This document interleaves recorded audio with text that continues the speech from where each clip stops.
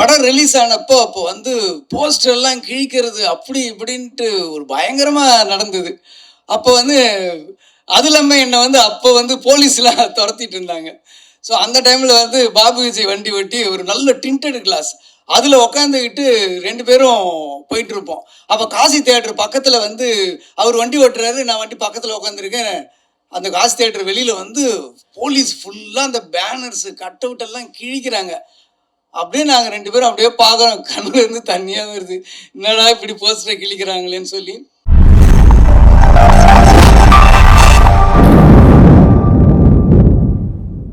அடுத்ததாக இவரை பற்றி சொல்லணும் அப்படின்னா, தமிழ் சினிமாவில் இருக்கக்கூடிய உச்ச நட்சத்திரங்கள் கூட எல்லாம் ஒர்க் பண்ணி வெற்றி படங்களை தொடர்ந்து கொடுத்து நம்ம எல்லாருமே மகிழ்வித்தவர். அண்ட் மொழிகளை கடந்து தமிழாகட்டும், தெலுங்காகட்டும், ஹிந்தி ஆகட்டும், இப்படி எல்லா லாங்குவேஜ் ஸ்டாரையுமே ஒர்க் பண்ணி ஒரு சக்ஸஸ்ஃபுல்லான ஒரு மாஸ் டைரக்டராக இருக்கக்கூடிய மதிப்பிற்கும் மரியாதைக்கும் உரிய ஏஆர் முருகதாஸ் அவர்களை அன்புடன் அழைக்கிறோம்.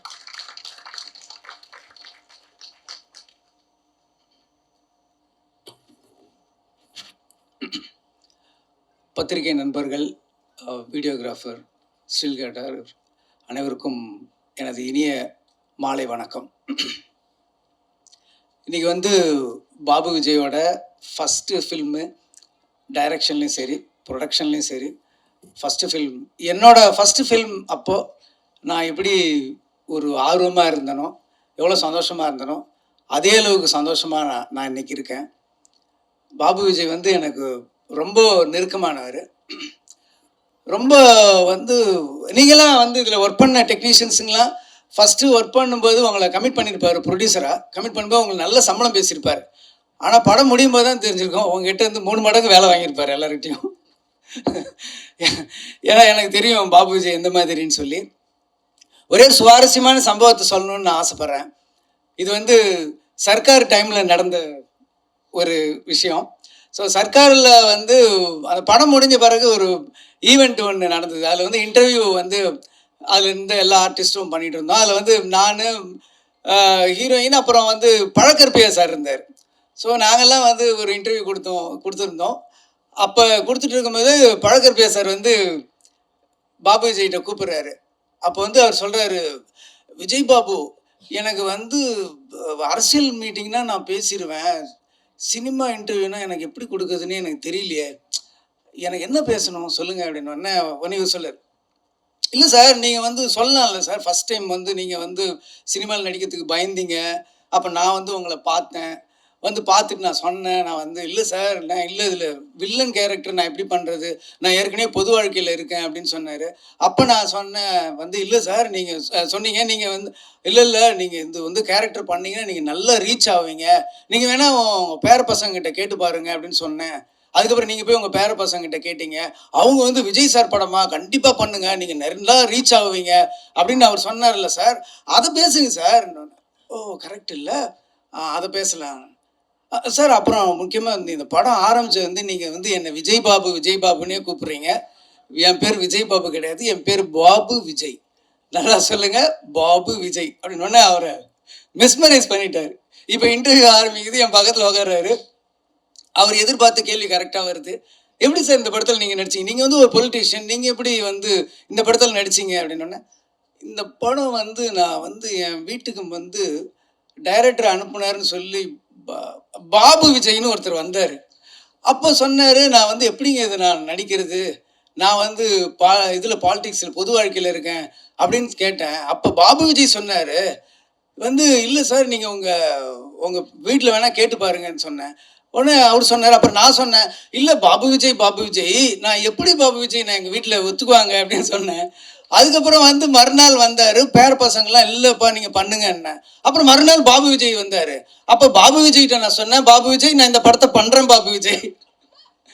சொன்னோன்னே நான் பக்கத்தில் இருக்கேன், ஏய் படத்து டைரக்டர் நான், என்ன ஒரு தடவை கூட என் பேரை சொல்ல, இத்தனை தடவை பாபு விஜய்னு சொல்கிறாருன்ட்டு இவனை தேடினேன். அப்படியே எங்கடா இருக்கான் அப்படின்னு இவனை தேடினேன். இதே மாதிரி ஒரு லைட்டில் அப்படியே அவுட்லைனில் போனேன். என்னை பார்த்து நேராக கேமரா பின்னாடி எடுத்துட்டு அங்கேருந்து இப்படி எட்டி பார்க்குறான், என்னடா இதெல்லாம் அப்படின்னு. அப்புறம் முடித்த உடனே இன்டர்வியூ முடிஞ்சுது. உடனே வெளில வந்தோடனே நான் கேட்டேன், டேய் என்னடா படத்து டைரக்டர் நானா நீயா, உன் பேர் இவ்வளோ தடவை சொல்கிறாரு, என் பேர் ஒரு தடவை கூட சொல்ல அப்படின்னா, சார் விடுங்க சார், ஆற்றுல போகிற தண்ணி அவன் அண்டாண்டா வளரான், நான் ஒரு சொம்பு தானே சார் அண்ணன், விடுங்க சார் அப்படின்னு. ஸோ அந்த மாதிரி ஒரு நெருக்கமானவர். முக்கியமாக என்னுடைய கடினமான சமயத்தில் அந்த படம் ரிலீஸ் ஆனப்போ அப்போ வந்து போஸ்டர்லாம் கிழிக்கிறது அப்படி இப்படின்ட்டு ஒரு பயங்கரமாக நடந்தது. அப்போ வந்து அது இல்லாமல் என்னை வந்து அப்போ வந்து போலீஸ்லாம் துரத்திட்டு இருந்தாங்க. ஸோ அந்த டைமில் வந்து பாபு விஜய் வண்டி ஓட்டி ஒரு நல்ல டிண்டட் கிளாஸ் அதில் உக்காந்துக்கிட்டு 2 பேரும் போயிட்டு இருப்போம். அப்போ காசி தியேட்டர் பக்கத்தில் வந்து அவர் வண்டி ஓட்டுறாரு, நான் வண்டி பக்கத்தில் உட்காந்துருக்கேன். அந்த காசி தியேட்டர் வெளியில் வந்து போலீஸ் ஃபுல்லாக அந்த பேனர்ஸு கட் அவுட் எல்லாம் கிழிக்கிறாங்க. அப்படியே நாங்கள் 2 பேரும் அப்படியே பார்க்குறோம், கண்ணுல இருந்து தண்ணியாக வருது, என்னடா இப்படி போஸ்டரை கிழிக்கிறாங்களேன்னு சொல்லி. அந்த மாதிரி ஒரு கடினமான நேரத்துலையும் ஒரு ஹார்ட் டைம்லையும் எனக்கு வந்து விஜய் பாபு விஜய் வந்து கூட வந்திருக்காரு. இதில் என்ன ஒரு காமெடினா, இன்னைக்கு காலையில் நான் கேட்குறேன், பாபு விஜய் என்னைய பேசுறது அப்படின்னு தெரியல சார், அன்னைக்கு ஒரு இன்சிடென்ட் நடந்தது இல்லை அப்படின்னு சொல்லி இன்னைக்கு அதை மறுபடியும் என்னை பேச வச்சுட்டோம் பார்த்தீங்களா. ஸோ அதுதான் பாபு விஜயோட டேலண்ட். ரொம்ப ஒரு சின்சியர். என்கிட்ட இருந்த உதவி இயக்குனர்கள் ஒரு 12 பேர் டைரக்டர் ஆகியிருக்காங்க இது வரைக்கும், எல்லா லாங்குவேஜ்லேயும் சேர்த்து. அதில் இன்னைக்கு வந்து பாபு விஜயோட ஒரு ஃபஸ்ட்டு டே அப்படின்னும் போது எனக்கு வந்து ரொம்ப ஹாப்பியாக இருக்குது. டெய்லி வந்து ஒரு 7-7:30 அந்த டைமில் வந்து பார்த்தீங்கன்னா ஷார்ப்பாக நான் கீழே இறங்கும்போது வண்டியில் நின்றுட்டுருப்பார். அப்படி வண்டியில் சாஞ்சிட்டு நின்றுட்டுருப்பார். ரொம்ப ஆச்சரியமாக இருக்கும். சில அசிஸ்டன்ட் டைரக்டருங்க தான் வந்து நம்மளை சோம்பேறி ஆக்கிடுவாங்க. எப்படின்னா, நம்ம உட்காந்து ரெடி பண்ணி வர்றதுக்குள்ளே ரிஹர்சல் அது இது எல்லாம் ப்ராக்டிஸ் பண்ணி பக்காவாக வந்து ஒரு தடவை ரிஹர்சல் பண்ணும்போது பார்த்துட்டு அப்படியே நம்ம டேக் போகலாம். அந்தளவுக்கு என்னை வந்து சோம்பேறி ஆக்குனதில் பாபு விஜய்க்கு நிறைய பங்கு இருக்குது. அந்தளவுக்கு ஒரு ஹார்ட் ஒர்க் பண்ணியிருக்காரு. ஃபஸ்ட் டைம் வந்து டைரக்ஷன் அண்ட் ப்ரொடக்ஷன் பண்ணியிருக்காரு. இந்த படம் மிகப்பெரிய வெற்றி அடையணும்.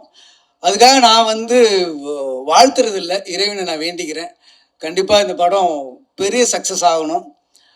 அதுக்கப்புறம் அந்த படத்தில் கதாநாயகன் ஜெய்க்கும் எனக்கும் ஒரு நல்ல ஒரு கனெக்ட் உண்டு. என்னோட ப்ரொடக்ஷனில் ஃபஸ்ட்டு படம் எங்கேயும் எப்போதுலேயும் அவர் தான் ஹீரோவாக பண்ணார். ஸோ ஒரு ஒரு லக்கு இருக்குது. அதே மாதிரி ராஜாராணி என்னோட ப்ரொடக்ஷனில் 2வது படம் பண்ணார். ஸோ இது 3rd ஃபில்ம். ஒரு ஹாட்ரிக் வெற்றியை வந்து நீங்கள் வந்து என் அசோசியேட்ஸனில் நீங்கள் நடக்கணும் அப்படின்னு சொல்லி நான் வாழ்த்துறேன். ரொம்ப நல்ல ஆர்டிஸ்ட்டு, அற்புதமான நல்ல டைமிங். அவர் சினிமாவில் விட பர்சனலாக நீங்கள் பேசி பார்த்தீங்கன்னா அந்த டைமிங் காமெடிலாம் ரொம்ப நல்லா பண்ணுவார். ஏன்னா எங்கேயும் எப்போதும் ரிலீஸ் அப்போ நாங்கள் வந்து ஒரு டூர் தியேட்டர் விசிட் மாதிரி போனோம். அப்போ அவரோட சென்ஸ் ஆஃப் ஹியூமர், அந்த டைமிங் என்னை ரொம்ப ஆச்சரியப்படுத்துச்சு.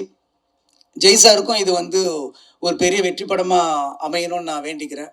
அப்புறம் இந்த படத்தோட ஹீரோயின் மீனாட்சி வந்து இவங்க வந்து ஒரு கிளாசிக்கல் டான்ஸரு.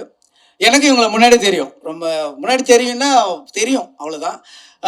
என் பொண்ணு வந்து இவங்க 2 பேரும் ஒரே டீச்சர்கிட்ட வந்து குருக்கிட்ட வந்து கிளாசிக்கல் டான்ஸ் கற்றுக்குறாங்க. என் பொண்ணு வந்து 10th படிக்கிற சின்ன பொண்ணு தான். ஸோ அந்த டைமில் வந்து இவங்களை நான் பார்த்துருக்கேன். ஸோ அவங்களுக்கும் இது பாபு விஜய் வந்து சொன்னாப்புல இவங்க தான் அப்படின்னா, ஐயோ எனக்கு தெரியுமே அப்படின்னு ஸ்டில்லு காமிச்சோன்னே தான் எனக்கு தெரிஞ்சுது. பட் அவங்க பேர் அப்புறம் தான் எனக்கு தெரிஞ்சுது. ஸோ இந்த படத்தில் ரொம்ப நல்லா நடிச்சிருக்காங்க. சாங்ஸில் ரொம்ப நல்லா இருக்காங்க. நல்ல ஒரு அப்பியரன்ஸ் இருக்குது. ஸோ உங்களுக்கும் நல்ல ஒரு எதிர்காலம் தமிழ் சினிமா கிடைக்கணும்னு நான் கடவுளை வேண்டிக்கிறேன். கேமராமேன் வந்து சொன்னார், ரொம்ப ஃபாஸ்ட்டுன்னு சொன்னார். எப்படிடா இவ்வளோ ஃபாஸ்ட்டாக பண்ண அப்படின்னு கேட்டப்போ சொன்னாப்புல, இல்லை சார் நல்ல ரிச்சர்டு வந்து பயங்கர ஃபாஸ்ட்டாக பண்ணுறாரு அப்படின்னு சொன்னார். ஃபாஸ்ட்டாக பண்ணுவாங்க நிறைய பேர், ஆனால் ஃபாஸ்ட்டாக நல்ல குவாலிட்டியாக கொடுக்கறது வந்து சில பேர் தான் இருக்காங்க. நீங்கள் வந்து நல்ல குவாலிட்டி கொடுத்துருக்கீங்க. நல்ல ஒரு ப்ரொடக்ஷன் வேல்யூவை வந்து செலவு பண்ணுற பணத்தை ஸ்க்ரீனில் காட்டுறது தான் வந்து ஒரு கேமராமேன் ஒரு கஷ்டமான வேலை. அது ரொம்ப காமிச்சிருக்கீங்க. நிறைய லொக்கேஷன்ஸ் போயிருக்கீங்க. கொடைக்கானல் போய் அவுடோரில் போய் அவ்வளோ ஃபாஸ்ட்டாக ஷூட் பண்ணதெல்லாம் ஒரு பெரிய விஷயம். ரொம்ப வாழ்த்துக்கள் சார் உங்களுக்கும். எடிட்டரும் ரொம்ப நல்லா பண்ணியிருக்காரு. மியூசிக் வந்து ரொம்ப நல்லா இருந்தது. பர்டிகுலராக இப்போ அந்த வீழ்வேன் என்று நினைத்தாயோ நான் அந்த அந்த ஒரு வைப் வந்து சூப்பராக இருந்தது. கேட்கும்போதே ரொம்ப நல்லா இருந்தது. சாங்ஸும் விஷுவல்ஸ் எல்லாமே ரொம்ப நல்லா இருந்தது. ஸோ நிறைய தடைகளுக்கு அப்புறம், நிறைய போராட்டங்களுக்கு அப்புறமும் இந்த படத்தை வந்து பாபு விஜய் உங்கள் முன்னாடி கொண்டு வந்து சமர்ப்பிச்சிருக்கிறாரு. ஸோ இந்த படத்தை வந்து தியேட்டரில் பார்த்து, குறிப்பாக பத்திரிகை நண்பர்கள், தொலைக்காட்சி நண்பர்கள், யூடியூபர்ஸ் எல்லாமே இந்த படத்துக்கு நல்ல ஒரு ஆதரவு கொடுங்க. பாபு விஜய் டைரக்டராகவும் ப்ரொடியூசராகவும் ஜெயிக்கணும்னு சொல்லி நான் வாழ்த்தி இறைவனை வேண்டுகிறேன். நன்றி, வணக்கம். Thank you Murugadoss sir. அண்ட் அடுத்ததாக நான் வந்து யாரை கூப்பிட போகிறேன்னா, சார் நீங்கள் அப்பேற்பட்ட ஒரு ஆளா? இப்போ சார் சொன்னதுக்கப்புறம் தான் உங்களை பற்றியான சுவாரஸ்யமான விஷயங்கள்லாம் தெரிஞ்சது. இன்னைக்கு மதியானமே என்னை கூப்பிட்டு, தம்பி இவங்கெல்லாம் வரப்போகிறாங்க, நீங்கள் என்ன பண்ணுவீங்கன்னு கேட்டார். சார் இவங்களாம் வருவாங்கன்னு சொல்லுவேன். அதை நானே சொல்லிடுவேன் சார், நானே ஹோஸ்ட் பண்ணிடுவான்னு கேட்டார். அந்த அளவுக்கு எல்லாத்தையுமே வந்து அழகாக சிங்க் பண்ணக்கூடிய ஒரு மனிதர். இப்போ வந்து முருகதாஸ் சார் கிட்டத்தட்ட ஒரு 20 வாட்டி சொல்லியிருப்பாங்க. இப்போ நானும் கூப்பிட்றேன் ஒரு 3 வாட்டி.